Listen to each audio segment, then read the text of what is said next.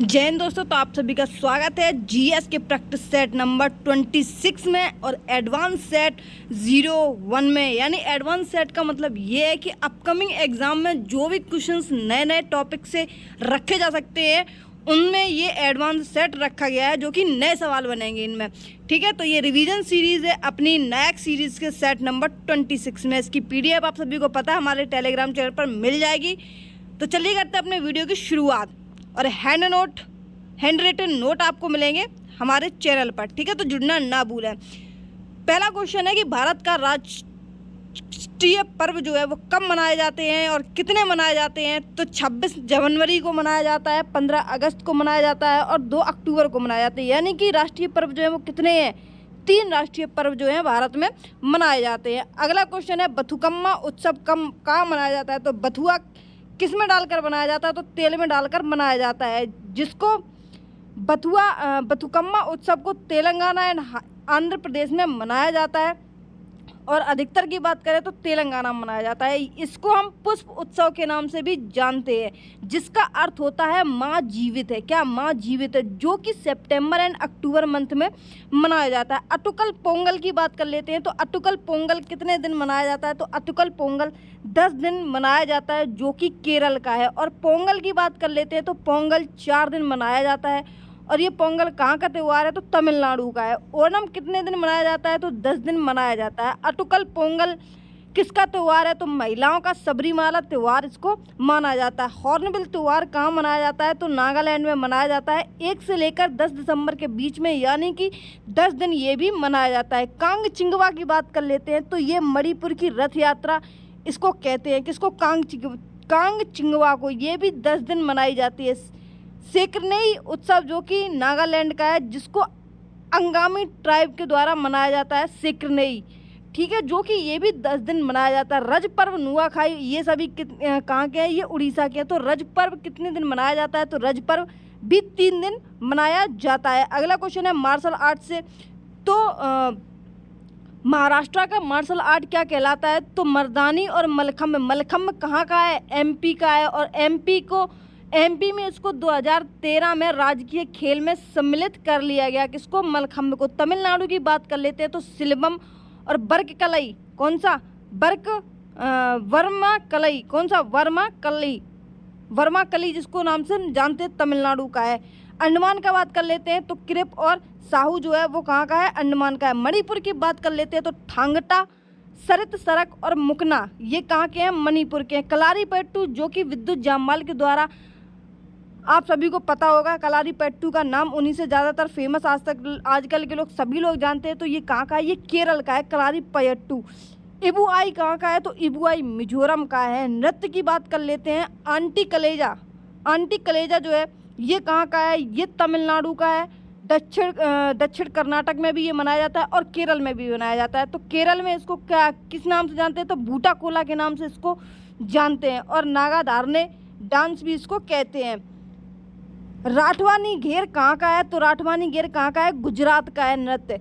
चारवा और फाग कहाँ का है? तो हिमाचल प्रदेश का। राई, जवारा, मटकी और भगोरिया ये सब कहाँ के हैं? ये सभी एमपी के हैं। उड़ीसी की बात कर लेते हैं। तो महारियों द्वारा की जाती है। किसके द्वारा? महारियों द्वारा ये की जाती है। उदयगिरी जो कि खंडगिरी की गुफाएं भी के नाम से जानती हैं। किसको? उदयगिरी की जो पहाड़ियाँ हैं उन्हें हम खंडगिरी की गुफाएं भी कहते हैं। उदयगिरी में क्या हुआ था? नाट्य शास्त्र हुआ था, जिसको हम ओंद्रा भी अन्य नाम से जानते हैं। किसके? ओंद्रा भी अन्य नाम से इसको हम जानते हैं। जो किसके द्वारा मनाया जाता है? युवा बच्चियों के द्वारा मनाया जाता है। तो युवा बच्चियों के द्वारा कौन सा मनाया जाता है? गोटी पुआ जो है वो युवा बच्चियों के द्वारा उड़ीसी नृत्य मनाया जाता है। नर्तला की बात कर लेते हैं। तो ये राज दरबार में मनाया जाता है। विशेष ज्यामिति पैटर्न की बात कर लेते हैं। तो इसकी जो विशेष ज्यामिति पैटर्न है वो संचल मूर्ति है, जिसको मूविंग आइडल कहते हैं। किसके नाम से?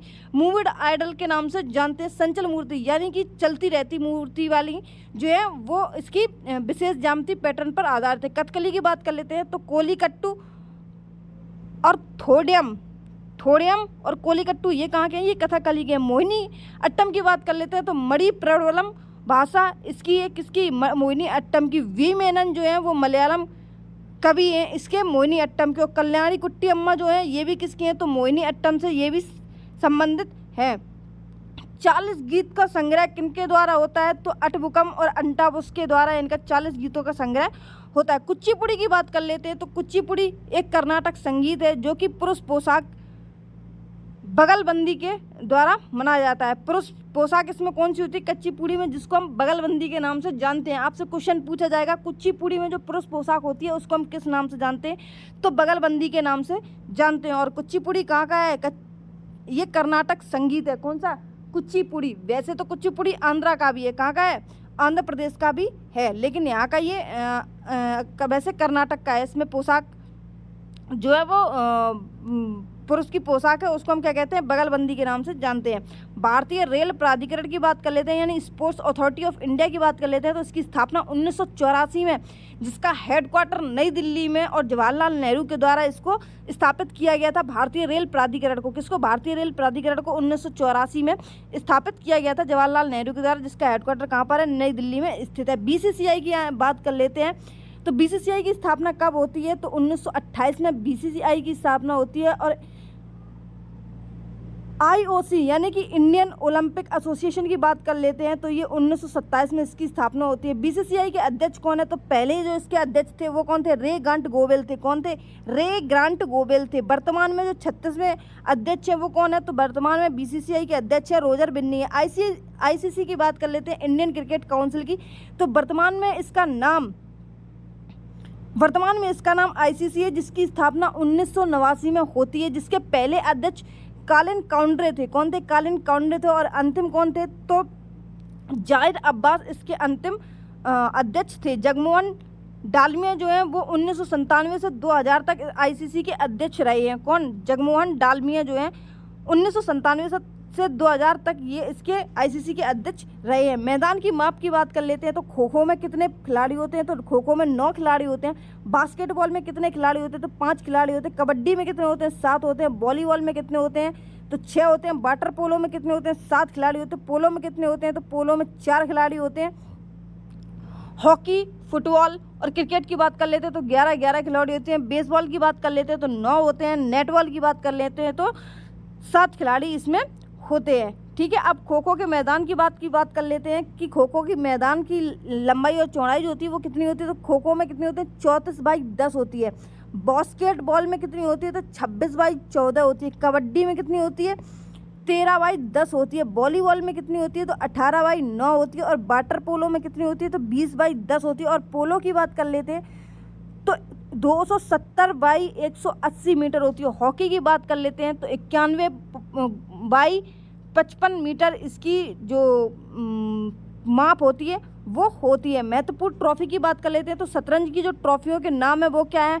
पॉलिटिकन, Khetan, Dubai cup, Limca trophy. कौन सी? लिम्का ट्रॉफी शतरंज की है। खेतान कहाँ की है? शतरंज की है। पॉलिटिकन कहाँ की है? शतरंज की है। दुबई कहाँ की है? तो शतरंज के। टेनिस की बात कर लेते हैं। मर्सडीज ट्रॉफी जो है वो किसकी है? वो टेनिस की है।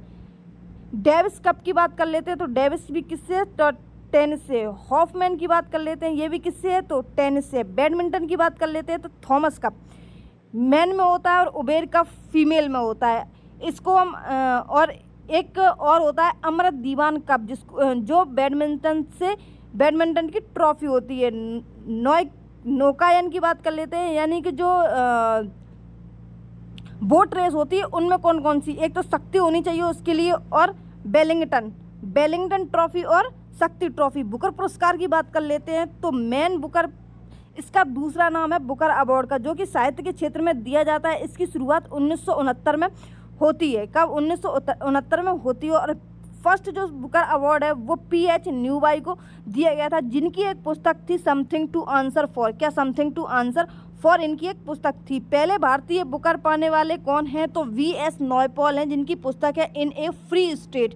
क्या है? इन अ फ्री स्टेट इनकी एक पुस्तक है। किनकी? VS नॉयपॉल की। ये पहले भारतीय बुकर अवार्ड पाने वाले व्यक्ति बन जाते हैं। पहली महिला की बात कर लेते हैं तो अरुंधति रॉय है, जिनकी एक पुस्तक थी the God of small things. ये बहुत पुस्तक पूछी जाती है। The God of small things किनकी है? तो अरुंधति रॉय की है। इंटरनेशनल बुकर अवार्ड की बात कर लेते हैं तो इंटरनेशनल बुकर अवार्ड की शुरुआत 2005 में होती है। सबसे पहले इस्माइल कादरी को ये दिया गया था। सबसे पहले किसको दिया गया था? इस्माइल कादरी को ये दिया गया था। 2024 में किनको दिया गया? तो जेनी एरपेनबेक को दिया गया, जिनकी एक बुक है कैरोस। कौन सी है?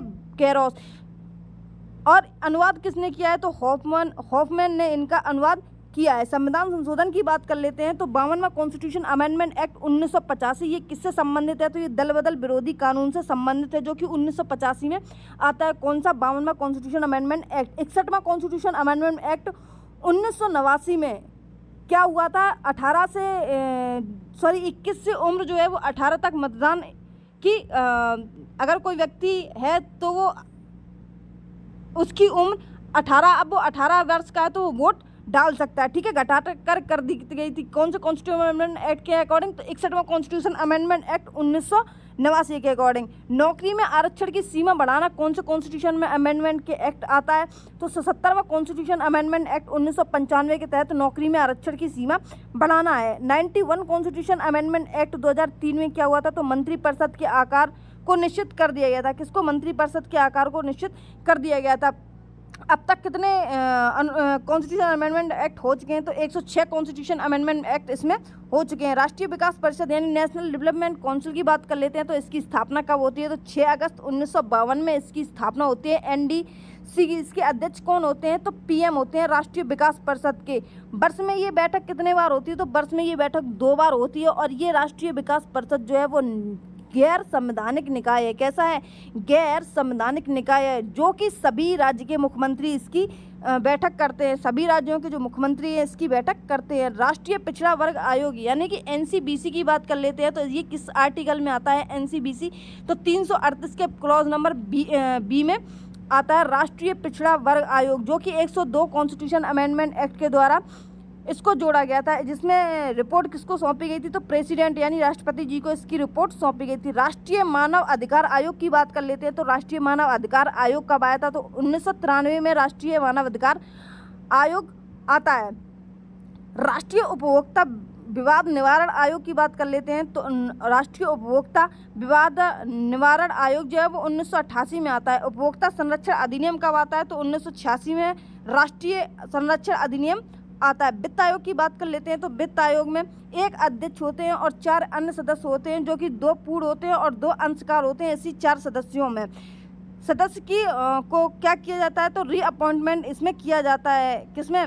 वित्त आयोग का। इसका आर्टिकल कौन सा होता है? तो 280 का क्लॉज नंबर 1 जो होता है वो वित्त आयोग का आर्टिकल होता है। राज्य वित्त आयोग की बात कर लेते हैं तो 243 इसका आर्टिकल होता है, क्लॉज नंबर 1। सदस्य की नियुक्ति और कार्यकाल किसका होता है? तो प्रेसिडेंट का इसकी नियुक्ति और कार्यकाल करता है। वर्तमान वित्त आयोग की बात कर लेते हैं तो वर्तमान वित्त आयोग जो है वो कौन सा नंबर का है? 16वां है। और इसके अध्यक्ष कौन बनाए जा रहे हैं? तो अरविंद पगड़िया हैं जो इसके अध्यक्ष बनाए जाएंगे। 2026 से 30 तक इनका कार्यकाल रहेगा। किसका? वित्त आयोग का। अभी तक कौन थे? तो NK सिंह अभी तक 15वें नंबर के वित्त आयोग थे। भीमराव अंबेडकर दल की बात कर लेते हैं तो all India schedule caste federation की स्थापना जो है वो भीमराव अंबेडकर के द्वारा 1942 में होती है। किसकी? शेड्यूल कास्ट की। अब शेड्यूल कास्ट है तो जाहिर सी बात है कि भीमराव अंबेडकर के द्वारा ही इसका दल बनाया गया होगा। और कब बनाया गया होगा? तो 1942 में इनका दल बनाया गया था। इंडिपेंडेंस लेबर पार्टी भी इन्हीं के द्वारा है, क्योंकि भीमराव अंबेडकर जी दल है जो इन्हीं के द्वारा ये पार्टी बनाई गई थी 1936 में। बहिष्कृत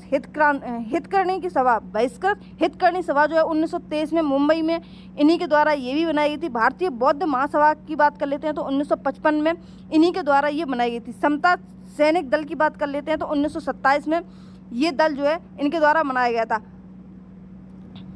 peasant and worker party of India की बात कर लेते हैं तो 1948 में केशव राव के द्वारा इनकी स्थापना की जाती है। इसकी peasants and worker party of India की। राष्ट्रीय पार्टी की बात कर लेते हैं तो राष्ट्रीय पार्टी भारत में कितनी है? तो राष्ट्रीय पार्टी 6 भारत में है। कांग्रेस की स्थापना कब होती है? 1885 में कांग्रेस की स्थापना होती है। CPI की स्थापना कब होती है? काउंसिल पार्टी ऑफ इंडिया यानी कि 1964 में काउंसिल पार्टी ऑफ इंडिया की स्थापना होती है। आम आदमी पार्टी यानी कि आप की स्थापना कब होती है? तो 2012 में होती है। BJP की स्थापना कब होती है? तो 1980 में होती है। BSP की स्थापना कब होती है? तो 1984 में होती है। और NPP यानी नेशनल पीपल्स पार्टी की बात कर लेते हैं तो 1999 में होती है। नई पार्टी की बात करें तो नई पार्टी कौन है? आप। और सबसे पुरानी की बात करें तो कांग्रेस है। वैसे BJP को हम याद रखेंगे क्योंकि 1980 में इसकी स्थापना होती है BJP की, ठीक है। और नेशनल पीपल्स पार्टी 1999 में इसकी स्थापना होती है। हिस्ट्री की बात कर लेते हैं, नासरुद्दीन के में बारे में आते हैं। इनको क्या कहा जाता है, तो चिश्ती संत जो है नासरुद्दीन को कहा जाता है। चिराग ए दिल्ली भी इनको कहा जाता है, और दिल्ली भी किनको कहा जाता है, तो नासरुद्दीन को कहा जाता है। चिश्ती सिलसिला की बात कर लेते हैं, तो ये सूफीवाद से संबंधित है। निजामुद्दीन औलिया की बात कर लेते हैं, तो महबूब ए इलाही निजामुद्दीन औलिया की है, जो कि कहाँ पर रहते थे, तो ये दिल्ली में रहते थे। और इन्होंने ही कहा था कि दिल्ली अभी दूर है। किन्होंने? निजामुद्दीन औलिया का कथन था, दिल्ली हुजूर दिल्ली अभी दूर है। गजे सिकंदरी की बात कर लेते हैं, तो बाबा फरुद्दीन जो कि पाकिस्तान से संबंधित हैं। गरीब नवाज की बात कर लेते हैं, तो मुइनुद्दीन चिश्ती जिनकी दरगाह जो है वो अजमेर राजस्थान में स्थित है। ये क्या बोलते हैं, इनकी ये दरगाह है, ये पाकिस्तान में है, इनकी ये दिल्ली में है। निजामुद्दीन औलिया की और नासरुद्दीन की भी जो दरगाह है वो कहाँ है, वो भी इनकी दिल्ली में है। बाबर के युद्ध की बात कर लेते हैं। पानी पिया, खाना खाया, चल दिया और घर गया। पानी किसके साथ पिया था? इब्राहिम के साथ में 1506 में किया था। 1527 में क्या खाया था? साग खाया था। किसके साथ में? बाबर के साथ में राणा सांगा ने साग खाया था। ठीक है। 1528 में क्या किया था? चल दिया था। किसके साथ में? मेदिनी के साथ में ये चल दिए थे। और अफगानों के साथ क्या हुआ था? ये घर गए थे। किसके साथ? अफगानों के साथ में ये घर गए थे। 1545 में क्या हुआ था? कालिंजर किला पर कीरत सिंह के द्वारा इनकी मृत्यु कर दी जाती है, गोला फेंक कर। कालिंजर किला पर ये क्या बोलते गोला इन्होंने फेंका और वापस में इन्हीं के आकर लगा और इनकी मृत्यु हो जाती है। चुनार किला की बात कर लेते हैं, तो चुनार किला 1530 में इन्होंने जीता, जो कि पूर्वी भारत का प्रवेश द्वार कहा जाता है। पूर्वी भारत का प्रवेश द्वार किसको कहा जाता है? तो चुनार किला को कहा जाता है, जो कि 1530 में इन्होंने जीता था। हुमायूं ने चुनार कब जीता था? तो 1932 में। देवरिया भी इन्होंने ही जीता था। किसने? हुमायूं ने 1532 में देवरिया भी जीता था और चुनार भी जीता था। हुमायूं को 6 महीने घेरे रखा था। किसने? रूमी खान ने 6 महीना तक इनको घेर के रखा था। हजरत ए आला की बात कर लेते हैं, तो हजरत ए आला टाइटल जो है वो किसको दिया गया था? तो शेरशाह सूरी को दिया गया था, जो इसको वर्तमान स्वरूप का रुपया है, वर्तमान स्वरूप का रुपया है। अकबर की बात कर लेते हैं, तो अकबर ने क्या किया था? 1564 में इसने जजिया कर की समाप्ति कर दी थी। इबादत खाना का निर्माण 1576 में किया था, और इसको बंद इबादत खाना को कब कर दिया गया था? तो 1578 में इसको बंद कर दिया था। मजहर पर हस्ताक्षर कब करवाए थे? तो 1579 में इसने मजहर पर हस्ताक्षर करवाए। दीन इलाही धर्म की स्थापना 1582 में करवाता है, और इलाही सम्मत की शुरुआत 1583 में करता है। दास प्रथा का अंत कब कराया था? तो 1562 में करता है। तो तीर्थ यात्रा कर जो है वो कब समाप्त कर दिया गया था? तो 1563 में तीर्थ कर यात्रा जो है वो समाप्त कर दी गई थी। पानीपत के द्वितीय युद्ध की बात कर लेते हैं, तो ये किसके बीच में लड़ा गया था? तो अकबर और हेमू के बीच में दूसरा जो है पानीपत का युद्ध 1556 में लड़ा गया था, और जिसका नेतृत्व किसने किया था? तो बैरम खान ने इसका नेतृत्व किया था। अकबर के शासनकाल की बात कर लेते हैं, तो 1556 से 1605 इसका कार्यकाल रहता है, जो कि मुगल काल का सबसे लंबा कार्यकाल माना जाता है। किसका? अकबर का कार्यकाल। हेमू की बात कर लेते हैं, तो 1556 में खुद को सम्राट घोषित इसने कर दिया था, और अंतिम हिंदू सम्राट जो है वो हेमू ही था। फिर क्या होता है? इसका एक सेनापति होता है अली आदिल शाह, जो कि सूरवंश यानी कि द्वितीय अफगान वंश की स्थापना करता है। कौन? हेमू का जो सेनापति होता है अली आदिल शाह, ये सूरवंश की स्थापना करता है, जो कि द्वितीय अफगान वंश से संबंधित था। अकबर के क्रम की बात कर लेते हैं। अकबर ने क्रम से कौन कौन से जगह को जीता है? तो चित्तौड़ को 1567 में जीता। 1569 में रणथंभौर को जीता है, यानी CRBJ बी से बीकानेर 1570 में जीता है, और फिर जैसलमेर 1570 में जीता है। विजय अभियान की बात कर लेते गुजरात विजय की बात कर लेते हैं, तो 1572 से 73 इसने का गुजरात होता है। गुजरात पर विजय प्राप्त करता है। चित्तौड़ की बात कर लेते हैं, तो जयमल और फत्ता जो है वो चित्तौड़ इसकी जो जीत होती है उस पर होती है। अकबर की बात कर लेते हैं, तो मदद ए मासा जो कि जमीनी वितरण होता था। अब्दुन्नी खां जो कि भ्रष्टाचार का दोषी था, अकबर के दरबार में ही थे। अब अबुल फजल की बात कर लेते हैं, तो इनकी एक पुस्तक है अकबरनामा, जो कि 3 भागों में विभाजित है। पूछा जाता है अकबरनामा कितने भागों में विभाजित है? तो 3 भागों में विभाजित है। तारा की बात कर लेते हैं। सौरमंडल का जो जनक या फिर तारा का जो जनक है उसको किसको कहा जाता है? तो निहारिका नेबुला को कहा जाता है। किसको? निहारिका को तारा का तारा या फिर सौरमंडल का जनक निहारिका को कहा जाता है। रिंग ऑफ फायर के नाम से किसको जानते हैं? तो शनि ग्रह को जानते हैं, जिसको हम अग्निवलय के नाम से भी जानते हैं। इसकी खोज कब की गई? तो एच बेनिऑफ के द्वारा 1940 में की गई। 75% ज्वालामुखी सक्रिय और सुषुप्त हैं, जो कि रिंग ऑफ फायर में आते हैं। रिंग ऑफ फायर में कितने आते हैं? तो 75% ज्वालामुखी जो है वो रिंग ऑफ फायर में आते हैं, जिसमें पहला है भूकंप, दूसरा ज्वालामुखी, तीसरा प्रशांत महासागर घोड़े की नाल जैसा है जो प्रशांत महासागर में है। वो कितना किलोमीटर स्क्वायर में फैला हुआ है? तो 40,000 किलोमीटर स्क्वायर में फैला हुआ है। सील्ड ज्वालामुखी की बात कर लेते हैं, तो गुम्बदी ज्वालामुखी जो होता है वो सील्ड ज्वालामुखी के नाम से जानते हैं।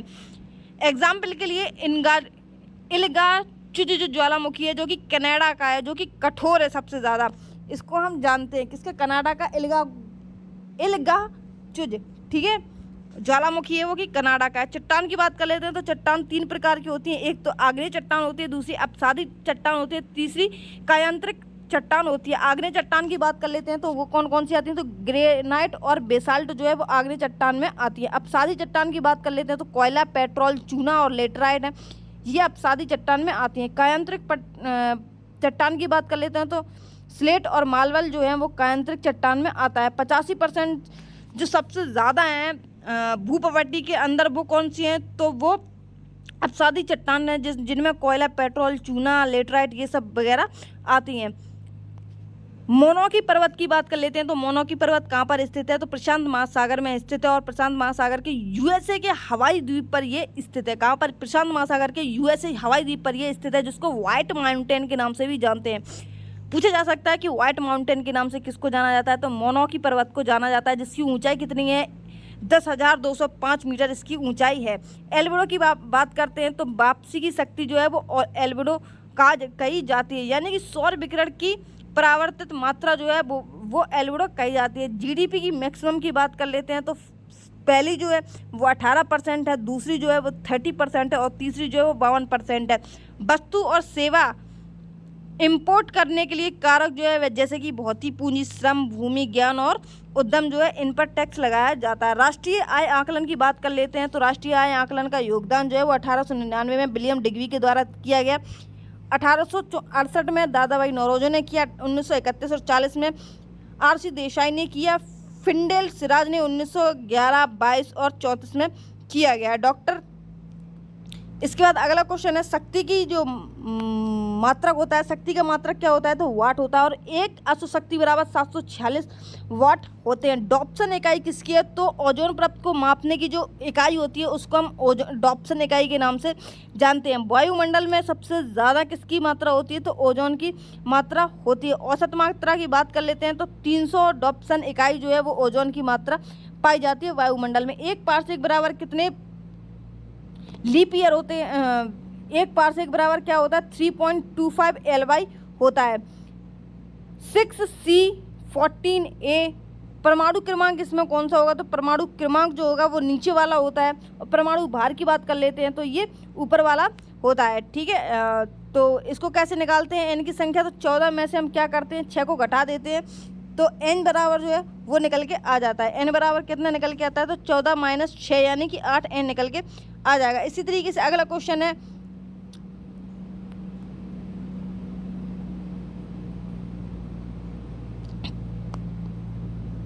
थियोफेस्टस जो है वो किसके जनक माने जाते हैं? तो वनस्पति के जनक थियोफेस्टस को माना जाता है। वर्गिकी विज्ञान के जनक किसको माना जाता है? तो कैरोलस लिनियस को जाना जाता है। विषाणु विज्ञान के जनक किसको माना जाता है? तो इवानोव्स्की को जाना जाता है। रेबीज के जनक किसके नाम? रेबीज की खोज किसने की? तो लुई पास्चर ने की। अरस्तु के जनक किसको कहा जाता है? जीव विज्ञान के जनक किसको कहा जाता है? तो अरस्तु को कहा जाता है। आधुनिक विकास विज्ञान किसने दिया है? तो डार्विन ने दिया है। विकासशील पारिस्थितिकी किसके द्वारा लिखित है? तो लेमार्क के द्वारा ये लिखित है। जीवाणु विज्ञान जनक की बात कर लेते हैं, तो एंटोनी ल्यूवेनहॉक जो है वो इसके जनक है। किसके? जीवाणु विज्ञान जनक के। बायोफाइटा की बात कर लेते हैं, तो अपुष्पी पादप है ये ब्रायोफाइटा। ब्रायोफाइटा क्या है? अपुष्पी पादप है, जिसको पादप जगत का उभयचर कहा जाता है। क्या कहा जाता है? पादप जगत का उभयचर कहा जाता है। क्रिप्टो गेम्स पादप की बात कर लेते हैं, तो ये कहाँ है? फूड में है। जंतु जगत की बात कर लेते हैं, तो सबसे बड़ा संघ जो है वो ऑर्थोपोडा है। कौन है? ऑर्थोपोडा है।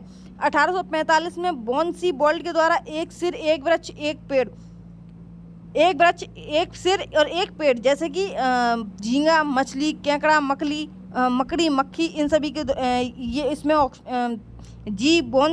बॉन्सी बोल्ट के द्वारा इसमें आते हैं। सबसे बड़ा वर्ग की बात कर लेते हैं, तो सबसे बड़ा वर्ग कौन सा है, तो कीट वर्ग सबसे बड़ा वर्ग है, क्योंकि कीटों में बहुत सारी जातियां और प्रजातियां हैं। दूसरा सबसे बड़ा संघ जो है वो क्या है, तो मोलस्का है, जिसमें क्या आता है, जिसमें सीप, ऑक्टोपस, घोंगा, ठीक है, इस तरीके के जो संघ है वो आते हैं। इसके बाद अगर अगला क्वेश्चन की बात कर लेते हैं, तो पुतिन जो कि ब्रिक्स की 2024 की अध्यक्षता कौन करेगा, तो रसिया करेगा, और रसिया के जो राष्ट्रपति हैं वो कौन है, तो पुतिन है। कौन है, पुतिन है। इन्होंने जो विषय दिया है ब्रिक्स के लिए वो क्या है, तो वैश्विक विकास और सुरक्षा को आगे बढ़ाना। 15वां ब्रिक्स सम्मेलन जो है वो कब हुआ था, तो जोहान्सबर्ग 2023 में हुआ था। रसिया में कहाँ होगा, तो कजान में 16वां सम्मेलन होगा ब्रिक्स 2024 की। ब्रिक्स 2024 की अध्यक्षता कौन करेगा, रसिया करेगा। यहाँ के राष्ट्रपति कौन है, तो पुतिन, और ये कौन से नंबर का है, तो 16वें नंबर का है। 15वें नंबर का कौन सा था, तो जोहान्सबर्ग 2023 में किया गया था। कौन से विषय पर जोर दिया गया, तो वैश्विक विकास और सुरक्षा के आगे बढ़ाना, इस पर जोर दिया गया है। ब्रिक्स की बात कर लेते हैं, तो इसमें 6 नए सदस्य और जोड़े गए हैं। वैसे ब्राज़ील, रसिया, इंडिया, चाइना और साउथ अफ्रीका इसमें पहले से जुड़े हुए थे। 6 नए सदस्यों को कब जोड़ा गया, तो 1 जनवरी 2024 में इसको जोड़ा गया। और इससे क्वेश्चन अभी जो संडे हुआ था, यानी ये वाला संडे 2 जून वाला, इस संडे को ये क्वेश्चन आया हुआ था कि कौन कौन से जो इसमें जोड़े गए हैं वो थे मिस्र, यूएई, सऊदी अरब, अर्जेंटीना ने मना कर दिया था, इथियोपिया और ईरान। ये 5 देश जो हैं ये इसमें फाइनल कर दिए गए थे। यही 5 जो थे इसमें ऑप्शन थे, और इस ऑप्शन में थे, और अर्जेंटीना इसमें ऑप्शन में नहीं था, ठीक है। और अर्जेंटीना क्या किया था, मना कर दिया था। लेकिन 6 नए देश जोड़े गए थे, जिसमें से 5 तो फाइनल थे। और कब जोड़े गए हैं, तो 1 जनवरी 2024 में जोड़े गए। बाकी आपको ब्रिक्स का फुल फॉर्म पता ही होगा, ब्राज़ील, रसिया, इंडिया, चाइना और साउथ अफ्रीका। भारतीय ओलंपिक संघ की बात कर लेते हैं, तो भारतीय ओलंपिक संघ के CEO कौन है, तो रघुराम अयंगर जो हैं वो भारतीय ओलंपिक संघ के CEO हैं। वर्तमान अध्यक्ष की बात कर लेते हैं, तो PT ऊषा जो हैं वो भारतीय ओलंपिक संघ की वर्तमान अध्यक्ष हैं। इंडियन ओलंपिक एसोसिएशन की बात कर लेते हैं, तो इसकी स्थापना 1927 में GRD टाटा के द्वारा होती है। किसके द्वारा, GRD टाटा के द्वारा इसकी होती है। चेस फेडरेशन की बात कर लेते हैं, तो चेस फेडरेशन के अध्यक्ष कौन है, नितिन नारंग। कौन, नितिन नारंग जो है वो चेस फेडरेशन के अध्यक्ष हैं। कुश्ती संघ की बात कर लेते हैं, तो कुश्ती संघ के अध्यक्ष कौन है, तो संजय सिंह जो हैं वो कुश्ती संघ के अध्यक्ष हैं। इसके बाद इंटरनेशनल ओलंपिक संघ की बात कर लेते हैं, तो इसका हेडक्वार्टर कहाँ है, तो लुसाने में इसका हेडक्वार्टर है, जिसके अध्यक्ष थॉमस बॉच हैं। कौन है, थॉमस बॉच इसके अध्यक्ष हैं। अगला क्वेश्चन है, 2024 में यूनेस्को में कितनी विश्व धरोहर समिति सत्र की मेजबानी कौन करेगा, तो 2024 में यूनेस्को विश्व धरोहर समिति की सत्र की मेजबानी जो है वो नई दिल्ली में होगी, जो कि 21 जुलाई से लेकर 31 जुलाई तक चलेगी। इसकी स्थापना यूनेस्को की कब होती है, तो 16 नवंबर 1945 में यूनेस्को की स्थापना होती है, जो कि पेरिस में होती है। इसके महानिदेशक कौन है, तो आंद्रे अंजेलो जो है वो इसके महानिदेशक है। भारत के स्थायी प्रतिनिधि की बात कर लेते हैं, तो विशाल वी वर्मा जो है वो इसके स्थायी प्रतिनिधि है। कुल देश की बात कर लेते हैं, तो कुल 21 धरोहर समिति इसमें शामिल है। पहला सत्र कब हुआ था, तो पहला सत्र जो है वो 1970 में पेरिस में किया गया था यूनेस्को का। कहाँ पर, पेरिस में किया गया था। 2024 फीफा वर्ल्ड कप फीफा की बात कर लेते हैं, तो सर्वश्रेष्ठ प्लेयर जो है 2024 के अकॉर्डिंग तो कौन है, मेल में है मेसी जो कि अर्जेंटीना से है। फीमेल में बात कर लेते हैं, तो अटाना बोनमाती जो कि कहाँ की है, स्पेन की है। कौन है, अटाना बोनमाती कहाँ के हैं, स्पेन की, और मेसी कहाँ के हैं, तो अर्जेंटीना के हैं। 2024 फीफा के सर्वश्रेष्ठ प्लेयर की बात हो रही है। Men's coach of the year किसको दिया गया, तो पेप गार्डियोला को दिया गया है। किसको, पेप गार्डियोला को men's coach of the year दिया गया है। एन अनकॉमन लव, ये किसकी पुस्तक है, तो an uncommon love the early life of Sudha and Narayan Murthy. तो कौन है इसके, चित्रा बनर्जी दिवाकरुणी जो है वो इसकी जो लेखक हैं वो है। इन्फोसिस के संस्थापक कौन है, तो नारायण मूर्ति इन्फोसिस के संस्थापक है। 4 स्टार ऑफ द डेस्टिनी, ये किसकी है? मुकुंद नरवणे की है। किसकी है? मुकुंद नरवणे की है। कौन सी? 4 स्टार्स ऑफ द डेस्टिनी। संस्कृति के आयाम किसकी है? तो मनोरम मिश्रा की जो पुस्तक है संस्कृति के आयाम। गांधी ए लाइफ इन 3 कॉम्पेंज, ये किसकी है? तो MG अकबर की ये पुस्तक है। स्टैचू ऑफ सोशल जस्टिस की बात कर लेते हैं। तो इसका जो उद्घाटन है स्टैचू ऑफ सोशल जस्टिस का, तो जगनमोहन रेड्डी जो कि आंध्र प्रदेश के CM हैं। कौन से? जगनमोहन रेड्डी। इन्होंने स्टैचू ऑफ सोशल जस्टिस की मूर्ति लगाई है, वो कितनी है? तो 125 फीट इसकी मूर्ति। और इसके आधार की बात कर लेते हैं तो 81 फीट इसका आधार है। और कुल की बात कर लेते हैं नीचे से लेके ऊपर तक, तो कुल कितनी? 206 फीट इसकी ऊंचाई है। नई शिक्षा नीति के तहत 7वां शास्त्रीय भाषा कौन सी है? तो नई शिक्षा नीति के तहत 7वीं शास्त्रीय भाषा कौन सी है? तो फारसी है। कौन सी है? फारसी है। संभावना में कौन हो सकती है? पाली और प्राकृत जो है वो संभावना में आ सकती है। 1986 की एजुकेशन पॉलिसी की बात कर लेते हैं और 2020 नेशनल एजुकेशन पॉलिसी के अध्यक्ष की बात कर लेते हैं। तो कौन है? तो वर्तमान टाइम में जो अध्यक्ष हैं एजुकेशन पॉलिसी के, नेशनल एजुकेशन पॉलिसी, तो कौन से हैं? कस्तूरी रंजन जो है वो इसके अध्यक्ष हैं। BCCI के अध्यक्ष की बात कर लेते हैं तो CK Naidu life time achievement award जो है वो BCCI के रवि शास्त्री और फारूक इंजीनियर को दिया गया है। 2023 में क्रिकेटर ऑफ द ईयर किसको दिया गया है? तो 2023 में cricketer of the year Shubman Gill को दिया गया है। किसको दिया गया है? शुभमन गिल को दिया गया है। ICC award of the year किसको दिया गया है? तो ICC award of the year जो है वो क्रिकेटर में पैट कमिंस जो कि ऑस्ट्रेलिया के हैं। और ODI की बात कर लेते हैं, वनडे इंटरनेशनल क्रिकेट की बात कर लेते हैं तो विराट कोहली को ये दिया गया है। टेस्ट में बात कर लेते हैं तो उस्मान ख्वाजा को दिया गया जो कि कहाँ के हैं? ऑस्ट्रेलिया के हैं। T20 की बात कर लेते हैं तो SK बाई को दिया गया। ICC इमर्जिंग प्लेयर की बात कर लेते हैं तो सचिन रविंद्र को दिया गया है। किसको? रविंद्र को दिया गया है जो कि कहाँ के हैं? न्यूजीलैंड के हैं। अगर वीडियो आपको अच्छा लगता है तो